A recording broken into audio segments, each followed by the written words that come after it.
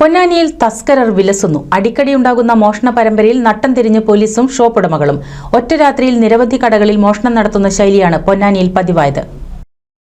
പൊന്നാനി നഗരസഭയുടെ വിവിധയിടങ്ങളിൽ മോഷണ പരമ്പര പതിവായിട്ടും തുടർമോഷണം അരങ്ങേറിയിട്ടും മോഷ്ടാക്കളെ പിടികൂടാനാകാതെ പോലീസ് ഇരുട്ടിൽ തപ്പുന്നു. മോഷ്ടാക്കളെ പിടികൂടാൻ വൈകുന്നതിനിടെ കഴിഞ്ഞ ദിവസവും പൊന്നാനി ചമ്രോട്ട ജംഗ്ഷനിലെ 11 കടകളിൽ മോഷണം നടന്നു. ഷട്ടറുകളുടെ പൂട്ട് കുത്തിപ്പൊട്ടിച്ചും ഗ്ലാസ് പൊട്ടിച്ചും കടകളിലേക്ക് കടക്കുന്നതാണ് ഇവരുടെ പതിവ് രീതി.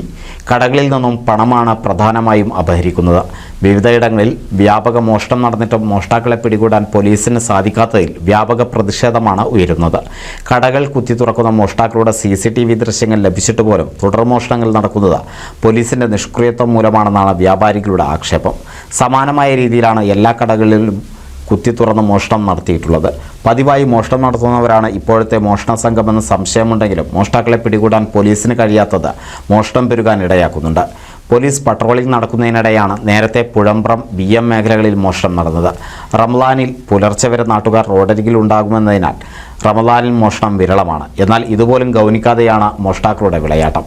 വ്യാപാരികളെയും നാട്ടുകാരെയും ഭയത്തിലാക്കിയ മോഷ്ടാക്കളെ പിടികൂടാൻ സാധിക്കാത്തത് പോലീസിന്റെ പിടിപ്പുകേടാണെന്ന പരാതിയും വ്യാപകമാണ്. NCV news Ponnani.